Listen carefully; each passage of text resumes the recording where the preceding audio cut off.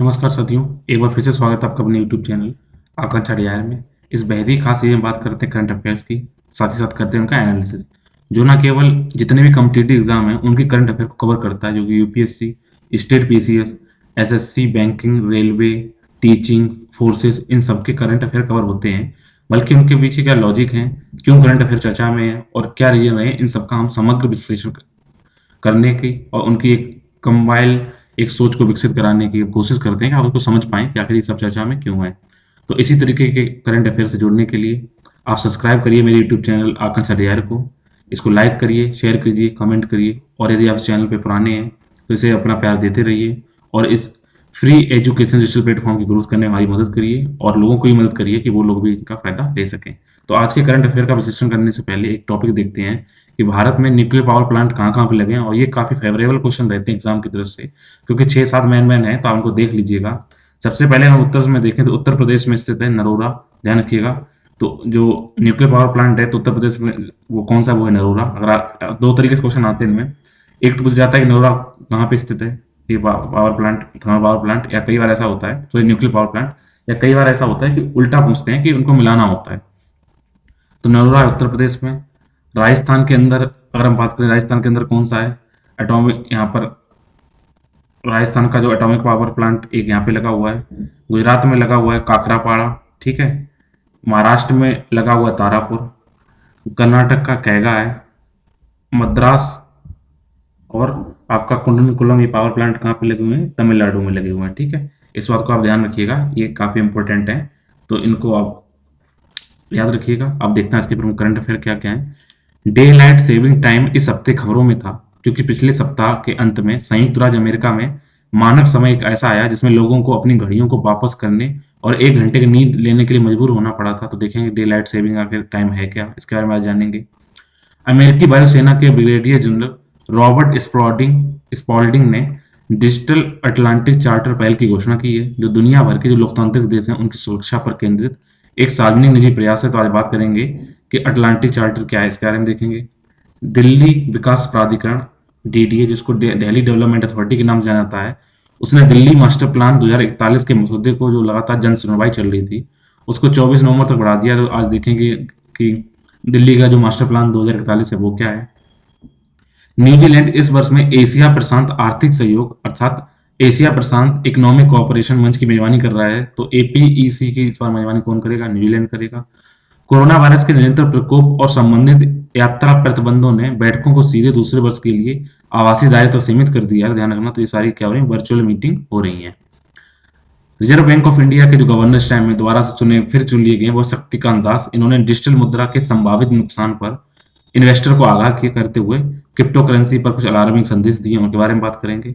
2016 में called blood banking service market का जो कीमत है वो 1,126 मिलियन डॉलर था और 2017 से 2023 तक इसमें 13.8% की ग्रोथ रेट होने की उम्मीद है और ये 2023 तक 2,772 मिलियन डॉलर तक पहुंचने का अनुमान है। तो देखेंगे इसमें कि आखिर कॉर्ड ब्लड बैंकिंग क्या होती है। इसके अलावा आज हम बात करेंगे पक्के टाइगर रिजर्व के बारे में और बात करेंगे भारतीय खाद्य सुरक्षा और मानक प्राधिकरण अर्थात फसाई के बारे में, foods safety and standard authority of India इसकी फुल फॉर्म है।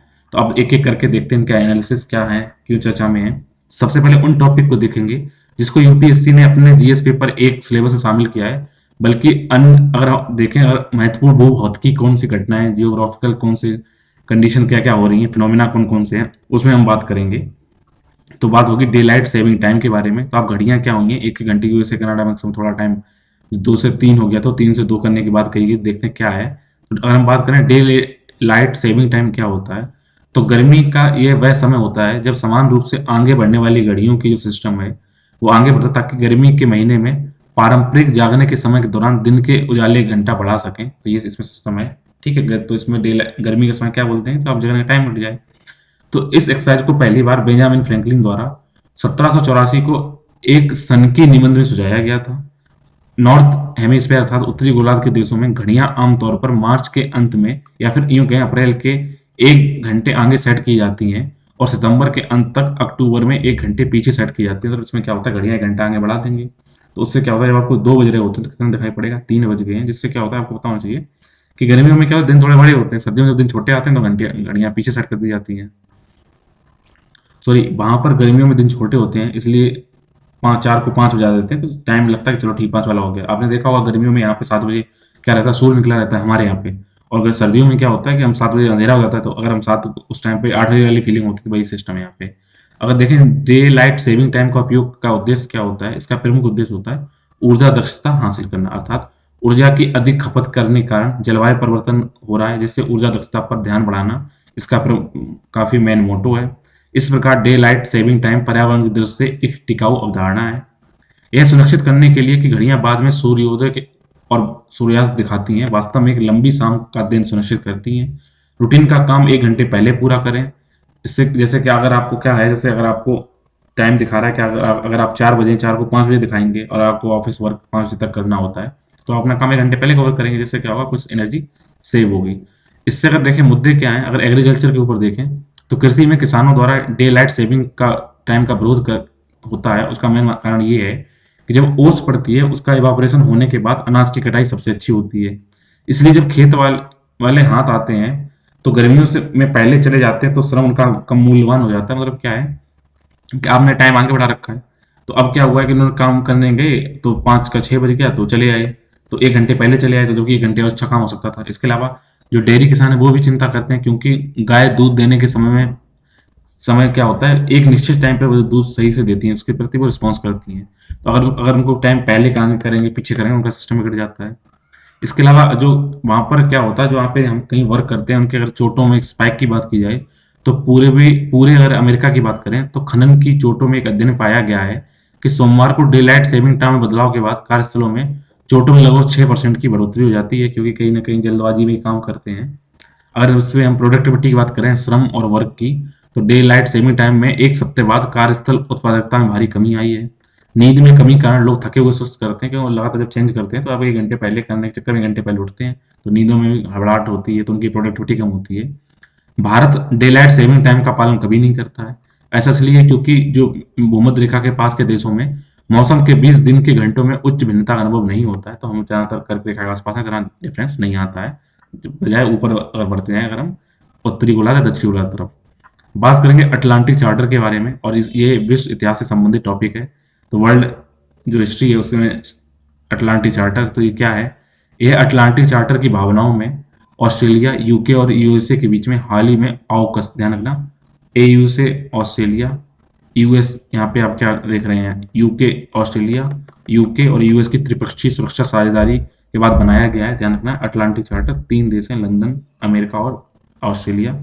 यह पहल दुनिया के हर क्षेत्र में देशों का समर्थन करती है, क्योंकि वे अपने महत्वपूर्ण बुनियादी ढांचे की सुरक्षा और लचीलापन सुनिश्चित करने के लिए काम करते हैं। ये उसकी बात है।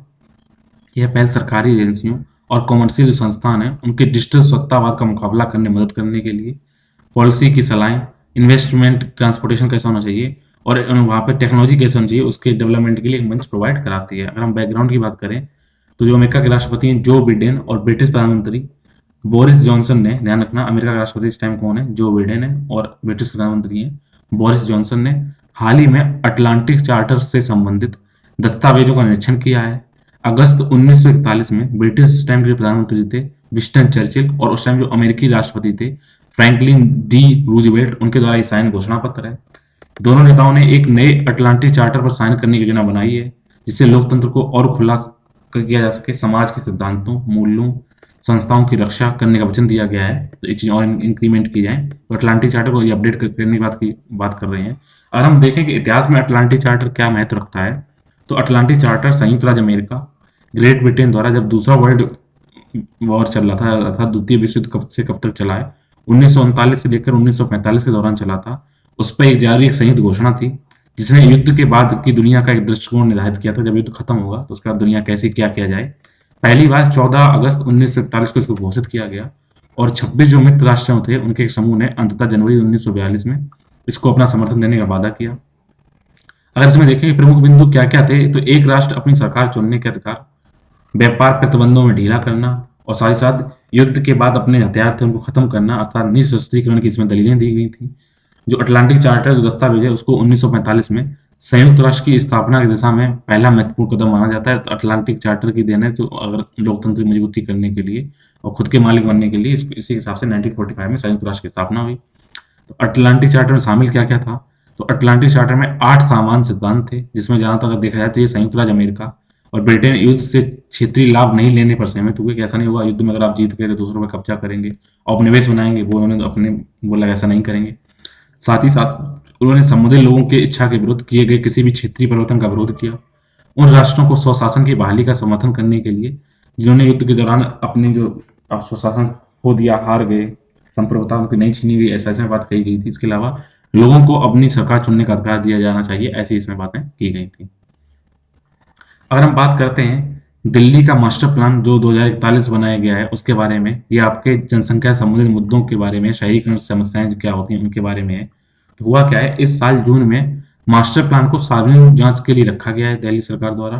तो जन सुनवाई समाप्त होने के बाद अब योजना को अंतिम रूप देने और अधिसूचित करने में भूस्वामी एजेंटों को 2 या 3 महीने लगेंगे। तो कुछ इस तरीके का मास्टर प्लान 2041 में इस आउटलेट दिल्ली का ऐसा बनाया गया है।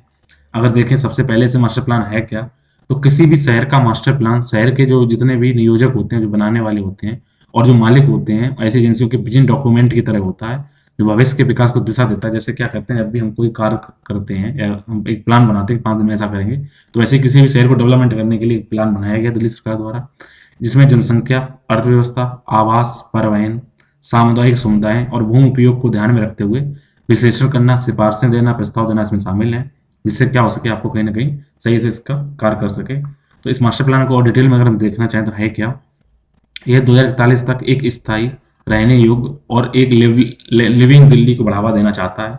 यह आवास क्षेत्र में निजी जितने प्लेयर होते हैं और सरकारी एजेंसियों को बड़ी प्रवासी आबादी को ध्यान में रखते हुए अच्छे अच्छे इन्वेस्टमेंट करना, उपयोगिता भुगतान करना, पार्किंग समस्या को दूर करना और साथ ही साथ सोच इसमें क्या अच्छे से चीजें हो सके। मतलब ऐसा मानिएगा सही से, ऐसा ना हो कि कोई हैबिटेट डेवलपमेंट हो, कहीं पे झुग्गी झोपड़ियाँ या कुछ है, तो जो भी है सही से डेवलप हो। इसके अलावा यमुना नदी के पास एक बफर जोन की भी यहाँ पे सीमा निर्धारित करना है, जिससे क्या है नदी के पूरे किनारे पर जहाँ भी हो सके तो उसको 300 मीटर चौड़ाई बनाई रखी जाए, वहाँ पर बफर जोन, वहाँ पर कोई भी डेवलपमेंट ना किया जाए। अगर अभी इसमें क्या हुआ था, अभी आपको पता है लॉकडाउन चला, फिर कोविड-19 आई, इससे क्या हुआ, इसमें कुछ परिवर्तन आए। तो इसमें क्या हुआ, आपात स्थिति में शहर में शयन स्थल बनाना, सामान रसोई और चीजें बनाना, इनको और चीजें किया गया। इसके अलावा रात के समय की इकोनॉमी को और सुधार करने के लिए तो डीडीए की नाइट लाइफ सर्किट योजना भी शामिल की गई, जिसमें वहां पर कल्चरल फेस्टिवल मनाना, बसों में इंटरटेनमेंट प्रेजेंट करना, मेट्रो, खेल सुविधाओं और रिटेलर चीजें खुली रहें, इनको भी ध्यान दिया जाएगा। इसमें चुनौतियां अगर देखा जाए बेसिकली क्या है, यहाँ तो राजनीतिक दलों का टकराव होगा। 2041 तक पता नहीं कौन सा राजनीतिक दल कब सत्ता में आएंगे, क्या क्या हो सकता है। संसाधनों की इस टाइम कमी है देश के पास और धन की भी कमी है, भ्रष्टाचार की बहुत बड़ी समस्या है। इसके अलावा अगर पॉलिटिकल और जो जितने भी आप ब्यूरोक्रेसी है उसमें इच्छा शक्ति की कमी भी देखी गई है। अब देखें जीएस पेपर दूसरे लिंक टॉपिक के बारे में बात होगी, एशिया प्रशांत आर्थिक सहयोग के बारे में। इस टाइम इसका वर्चुअल रूप से जो मीटिंग हुई उसका अध्यक्ष बनेगा न्यूजीलैंड। ये महत्वपूर्ण अंतर्राष्ट्रीय संस्थान से संबंधित विषय हैं। तो हमेशा की तरह जो 21 एशिया पैसिफिक इकोनॉमिक जो कॉपरेशन वाले जो सदस्य राष्ट्र हैं, वो ऐसे क्षेत्रों की तलाश करेंगे जहां लंबे समय से चले आ रहे विवादों का निपटान करने की कोशिश करने के बजाय व्यापार और आर्थिक विकास में बाधाओं को कम करने में सहयोग हो सके। तो इसका बेसिकली इसका मोटिव क्या है कि हिंद महासागर और प्रशांत महासागर जितने देश हैं वो क्या करें, आपसी लड़ाइयाँ खत्म करके यहाँ पे अच्छे से ट्रेड को चलाएं और अपना आर्थिक विकास कर सकें। तो आप देखिए इसमें Canada, USA, Mexico, Peru, Chile, New Zealand, Australia, Papua New Guinea, Brunei, Hong Kong, Chinese Taipei, Taiwan को, Japan, Korea, China, Russia, Philippines और Indonesia, Singapore, Malaysia, Thailand, Vietnam, कुल मिलाकर 21 देश में शामिल है। इसमें क्या है, ये एशिया प्रशांत क्षेत्र की जो एक दूसरे पर डिपेंडेंसी है उसका लाभ उठाते हुए 1989 यानी 1989 में स्थापित एक क्षेत्रीय आर्थिक मंच है। इसका उद्देश्य क्या है, आपस में बैलेंस बनाए रखना, सस्टेनेबल, टिकाऊ और इनोवेटिव विकास करना, सुरक्षित विकास को बढ़ावा देना, जो आपका रीजनल आर्थिक एकीकरण है उसमें तेजी लाकर लोगों के लिए अधिक समृद्धि पैदा करना इसका टारगेट है। अगर इसके कार्य की बात की जाए तो एपीईसी एशिया प्रशांत के सभी निवासियों को बढ़ती अर्थव्यवस्था में भाग लेने में मदद करने के लिए काम करता है। यह परियोजनाएं ग्रामीण समुदायों के लिए डिजिटल कौशल प्रशिक्षण प्रदान करना, स्वदेशी महिलाओं को अपने उत्पादों को विदेश में निर्यात करने के लिए हेल्प करता है। साथ ही साथ जलवायु परिवर्तन के प्रभावों को स्वीकार करते हुए ये जो सदस्य देश हैं उसमें ऊर्जा दक्षता को बढ़ाना, वन और समुद्री संस्थानों का स्थायी बंदोबस्त करते हुए उनका मैनेजमेंट करना, इसमें पहलू शामिल किए गए। मतलब उसमें जलवायु परिवर्तन, डिजिटली शिक्षा, गरीबों का उद्धार, इसके अलावा यहाँ पर आपदा में लचीलापन बनाए रखना, आतंकवाद से संबोधन जैसे शामिल चीजें हैं। और इसमें 21 देश है, मैंने उनके नाम बता दिए, आपको पूरा मैप दिखा दिया, एक बार मैप में लोकेशन देख लीजिए कहाँ कहाँ पे है। इसके अलावा अगर देखा जाए, इसके मैथ की बात मिलाई जाए तो कुल मिलाकर यहाँ पर लगभग 40% आबादी, अगर यूँ कहा जाए 3 अरब लोग इस दुनिया में सकल घरेलू जीडीपी का इसमें लोग रहते हैं, और जीडीपी का 60% हिस्सेदारी इन्हीं देशों की है। इसमें प्रशांत रिम, चिली और रूस तथा थाईलैंड से ऑस्ट्रेलिया तक ये फैले देश हैं। अगर जीएस पेपर 3 से लिंक टॉपिक के बारे में बात करें तो क्रिप्टो करेंसी पर आरबीआई जो गवर्नर है शक्तिकांत दास, उन्होंने एक नया अलार्म लगाया है। ये आपकी जो आईटी क्षेत्र से संबंधित मुद्दे हैं उससे और बैंकिंग में है तो उनसे संबंधित मुद्दे हैं। तो ये बिटकॉइन के बारे में उन्होंने क्या बोला है, उन्होंने चिंता व्यक्त की है कि हमारी जो वृद्ध आर्थिक और वित्तीय स्थिरता है उसके दृष्टिकोण से क्रिप्टो करेंसी एक बहुत गंभीर चिंता है कि अगर हमें इतनी बड़ी अर्थव्यवस्था को सही से बैलेंस करना है तो हमें क्रिप्टो करेंसी जो आप देख रहे हैं जो वर्चुअल एक मुद्रा है, तो उसके उन्होंने एक चिंता व्यक्त की है। तो बैकग्राउंड की बात की जाए तो सुप्रीम कोर्ट द्वारा आरबीआई के आदेश को पलटने के बाद आरबीआई ने क्या आदेश दिया था कि भारत में क्रिप्टो करेंसी ट्रेडिंग पर प्रतिबंध को प्रभावी ढंग से हटा दिया जाए। भारत में एक नए उग्र दर बढ़ सकता है। भारतीय निवेशकों, विशेषकर खुदरा निवेशकों में क्रिप्टो करेंसी का क्रेज बढ़ा हुआ है। तो ये सुप्रीम कोर्ट ने नया फैसला दिया है। तो अब सरकार की बात की जाए तो उद्योगों के जो स्पेशलिस्ट हैं, विभिन्न अधिकारी हैं और मंत्रियों की टिप्पणियों के परामर्श से केंद्र सरकार ने अभी तक क्रिप्टो करेंसी पर कोई भी कानून नहीं बनाया है, बस उसमें कुछ कोशिश की जा रही है क्या किया जाए। कई दौरों की सावधानी और वार्ता के बाद सरकार बड़े पैमाने पर जनहित में भारत में क्रिप्टो करेंसी के व्यापार पर गंभीर सीमाएं निर्धारित करना चाहती है कि कुछ सीमाएं लगाई जाएं, जबकि क्रिप्टो करेंसी थोड़ा खुला हुआ मंच है। तो अगर देखें भारत में क्रिप्टो करेंसी की वर्तमान स्थिति क्या है, जिस पर आरबीआई गवर्नर ने चिंताएं व्यक्त की हैं। क्रिप्टो करेंसी क्या है, एक अंतर मंत्रालय पैनल ने सिफारिश की है कि भारत के अंदर बात की जाए तो राज्य द्वारा जारी किसी भी आभासी मुद्रा को छोड़कर सभी निजी क्रिप्टो करेंसी पर आप क्या करें, प्रतिबंध लगाएं, और जो सरकार या जो गवर्नमेंट जो अथॉरिटी है वो चला रही है वही क्रिप्टो करेंसी चलने दें। आरबीआई ने भी बाजार में कारोबार करने वाली जो क्रिप्टो करेंसी पर उस पर चिंताएं व्यक्त की हैं और इससे केंद्र को भी अवगत कराया है। मार्च 2020 में वापसी के बाद सुप्रीम कोर्ट ने बैंकों और वित्तीय संस्थानों को आरबीआई के 2018 के जो एक परिपत्र है उसको अलग करके क्रिप्टो करेंसी से संबंधित सेवाओं को बहाल करने की अनुमति दी थी, जिसने उन्हें प्रतिबंधित कर दिया था। इसका मतलब क्या था कि आरबीआई चाहती है क्रिप्टो करेंसी रोक लगे, सरकार चाहती है जो हम जो अथराइज जो लोग जो सलाह दे रहे हैं, जो अथॉरिटी है वही चलाएं, जबकि सुप्रीम कोर्ट का ऐसा मानना है कि नहीं चलने दिया जाए। तो क्रिप्टो करेंसी है क्या? तो क्रिप्टो करेंसी बेसिकली क्या है, कोई हाथ में जैसा नोट नहीं है, एक डिजिटल मुद्रा है जिसको एनक्रिप्शन तकनीकों का उपयोग करते हुए मुद्रा की इकाइयों की पीढ़ी को रेगुलेट करने और केंद्रीय बैंक से स्वतंत्र रूप से संचालित करने वाले धन हस्तांतरण या धन का ट्रांसफर करने के लिए सत्यापित करने की परंपरा है। इसमें क्या है, इसमें किसी का आपको कोई रूल रेगुलेशन नहीं होती है, कोई इसको मॉनिटरिंग नहीं करता है, अपने आराम से करिए। और क्रिप्टो करेंसी एग्जाम्पल देखें तो बिटकॉइन है, एथेरियम है, ये क्या है, अगर आपसे क्वेश्चन आता है तो निम्न में से कौन से क्रिप्टो करेंसी है, तो उसमें अगर बिटकॉइन एथेरियम नाम आता है तो उसको आप टिक करिएगा। तो आरबीआई इसके खिलाफ क्यों है? क्योंकि एक तो इसमें जो संप्रभु की यानी ऑनर्स की गारंटी नहीं है। क्रिप्टो करेंसी उपभोक्ताओं के लिए जोखिम पैदा करती है, उनके पास कोई भी सॉवरेन गारंटी नहीं होती है, इसलिए इस भी कानूनी निवादा नहीं हो सकता। मतलब क्या है, जैसे आपने अगर आप नोट देखा होगा उसमें लिखा होता है कि मैं धारक को इतने रुपए अदा करने का वचन देता हूँ, अगर आप चाहते हैं तो आप क्लेम करके ले सकते हैं। लेकिन अगर क्रिप्टो करेंसी कोई फ्रॉड हुआ तो उसके लिए क्या होगा, कोई से रेगुलेशन नहीं है, कोई से रेगुलेट नहीं कर रहा है। इसमें बाजार में अस्थिरता आने का भी डर रहता है, क्योंकि ये क्या है, एक तरह का सट्टा बना हुआ होता है। जैसे बिटकॉइन का मूल जब दिसंबर 2017 में बात की जाए तो 20,000 रुपये था, और अमेरिकी डॉलर गिरकर नवंबर 2018 में इसकी मूल्य कितना हो गया, 3,800 हो गया। तो अब क्या है, इसके रुपए काफी ऊपर नीचे रहते हैं, तो क्या बाजार में अस्थिरता आती है, संपूर्णता गारंटी नहीं होती है। सुरक्षा में जोखिम होता है कि अगर आपने कोई अपना जो एक जैसे आप डिजिटल बैंकिंग है तो वहां पर आपने आपके जो पासवर्ड है तो आपने अगर वो खो दिए तो आप रिसेट नहीं कर सकते हैं, और क्रिप्टो करेंसी तक फिर आपकी पूरी सैलरी वो रुपया चला गया। साथ ही इसमें अटैक मालवेयर का अटैक होता है, हैकिंग का खतरा हो रहता है। तो इसमें क्या होता है, ये दिक्कतें आती है। फिर क्या है, ये ब्लैक मनी को ये वैध बनाने का भी तरीका है, वहां पर कोई किसी की जांच हो नहीं सकती, कोई मॉनिटरिंग करेगा नहीं, तो ये दिक्कत आ रही है। तो इसी के लिए क्रिप्टो करेंसी को ध्यान देने के लिए ऐसी गर्ग समिति बनाई गई थी। तो आपसे क्वेश्चन आ जाए कि क्रिप्टो करेंसी के लिए कौन सी समिति बनाई गई, वो ऐसी गर्ग समिति बनाई गई है। ये किसी भी रूप के क्रिप्टो करेंसी की माइनिंग करने, उसको लेने और लेन देन करने के लिए व्यक्ति को प्रतिबंधित करता है। यह डिजिटल मुद्रा में विनिमय और व्यापार के लिए 1 से 10 साल तक की जेल की अवधि की सिफारिश भी करता है। साथ ही साथ इससे सरकारी खजाने को हुए नुकसान या फिर यूं कहें क्रिप्टो करेंसी यूजर्स द्वारा किए गए लाभ के 3 गुना तक का मौद्रिक दंड, जो भी अधिक हो, या तो लाभ का 3 गुना या जो दंड है उसमें जो अधिक हो वो लेने की बात करता है। लेकिन उन्होंने बोला है कि ऐसी गैर समझने कि जो भारतीय रिजर्व बैंक है वो उसकी संभावनाएं तलाशे और क्रिप्टो करेंसी के लिए अपना ओपन माइंडेड रहे, और अगर सही से आता तो उसको वो अपनाए। बात करते हैं कॉर्ड ब्लेड बैंकिंग के बारे में। एक नई धारणा है ये आपका जो टॉपिक है जीएस पेपर 3 से बायोटेक्नोलॉजी संबंधित मुद्दों से लिंक है। तो अगर कॉर्ड ब्लड बैंकिंग के बारे में बात क्या करें, कॉर्ड का मतलब क्या होता है, जिसको हमें बोलते हैं नाड़ा या प्लेसेंटा। आपने देखो जब बच्चा पैदा होता है तो प्लेसेंटा से वो अपना भोजन खुराक लेता है माँ से। तो जब वो बेबी बोर्न करता है तो उसके पास एमिकल कॉर्ड और प्लेसेंटा वहाँ पे अटैच होता है। तो क्या किया जाता है, तो इसको क्या कर दिया, जब बच्चा पैदा हुआ तो इस कॉर्ड को कट कर लिया। कट करने के बाद में उसमें क्या किया, इसको इस कॉर्ड को एक स्पेशल बैग के अंदर कलेक्ट कर लिया जाता है और इसको एग्जामिन करने के बाद में इसको इस बैग को कहाँ किया जाता है, ट्रांसफर कर दिया जाता है लेबोरेटरी में। और लेबोरेटरी में एक स्पेशल टाइप कंटेनर होते हैं, उसके अंदर इस कोड को रख दिया जाता है। इस कोड जहाँ जिसमें रखा जाता है उसके वो सिलेंडर वो नाइट्रोजन गैस के अंदर टैंक इनसाइड में इसको सेव कर दिया जाता है। तो ये हो गई, मतलब क्या हुआ, बच्चे का नाड़ा काट के शुद्ध नहीं समझिए, उसको एग्जामिन करके उसका थोड़ा रिपोर्ट बना के उसमें एक स्पेशल टाइप के बैग उसमें रख दिया जाता है अंदर।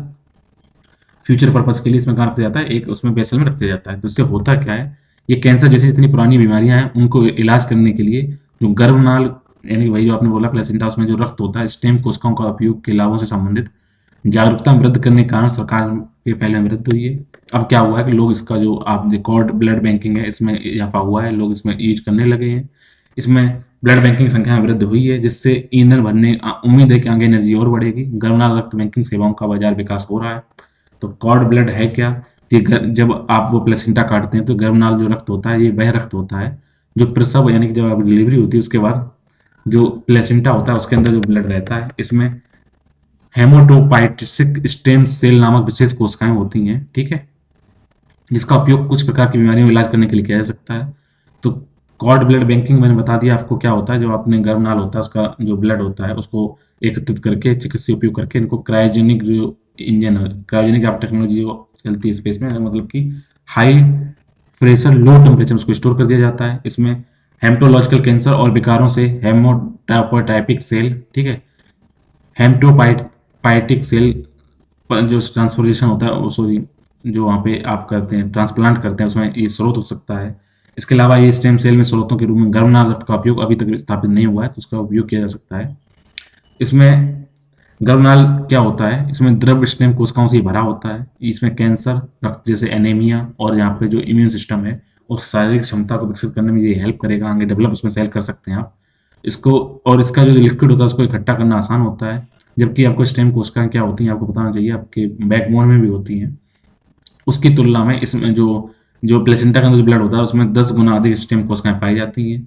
तो जो ये प्लेसेंटा होता है ये स्टेम कोशिकाओं शायद ही कोई संक्रामक रोग हो जो बेस्ट स्टेम कोशिका के रूप में खारिज होने की संभावना आदि है।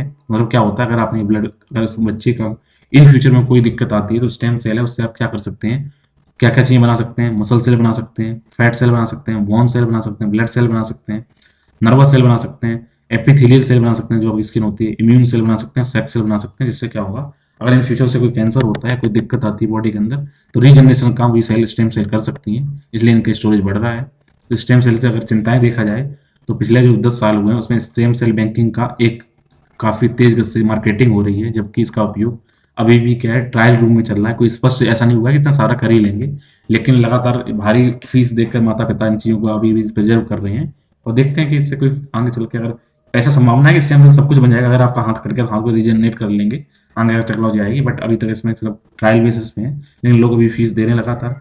साथ ही साथ ये केवल भावनात्मक एक क्या हो रहा है कि बच्चा आगे इन फ्यूचर सिक्योरिटी के लिए उसका मार्केटिंग चल रही है कि कंपनियां माता पिता को भविष्य के चिकित्सीय उपयोग का वादा करते हुए कई वर्षों तक कोशिकाओं को बैंक में रखने के लिए मना लेती हैं, उनसे अच्छी खासी मोटी रकम लेती हैं।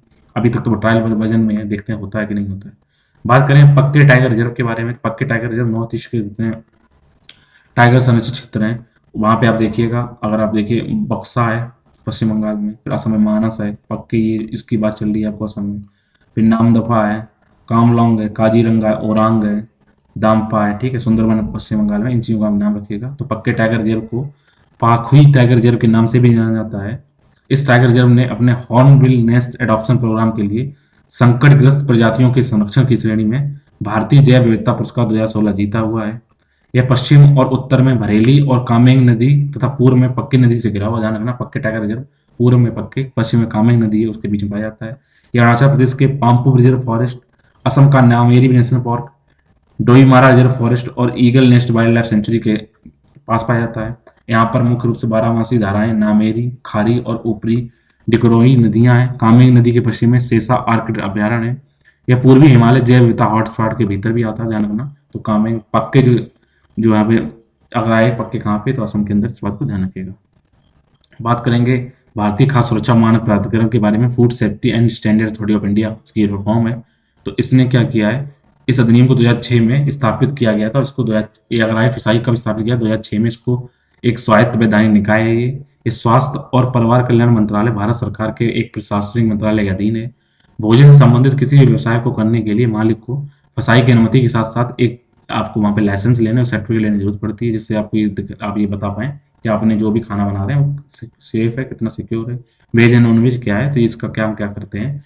तो ध्यान रखिएगा, फसाई किसके अंदर अंतर्गत काम करता है, ये ministry of health and family welfare, government of India के अंदर काम करता है, जो कि inspiring trust, assuring safe and nutrition जो फूड होता है उसके बारे में अगर आपके पास ये है तो ये सिक्योरिटी देता है कि हाँ ये सेफ है आपका खाना, ठीक है। तो इसी तरह जितना करंट अफेयर उनका एनालिसिस कंप्लीट होता है। उम्मीद है आपको मेरे द्वारा की गई कोर्स अच्छी लग रही होगी। अगर आप इसका पीडीएफ फॉर्म चाहते हैं तो हमें कमेंट बॉक्स में लिखिए। अगर आपके पास कोई सुझाव है तो जरूर दीजिएगा, उनको अमल करने की, उन्हें सही करने की कोशिश करेंगे। फिर भी कोई शिकायत रह जाती है तो मिलेंगे एक नए सेशन में नए टॉपिक के साथ। तब तक के लिए स्वस्थ रहिए, मस्त रहिए। Thank you.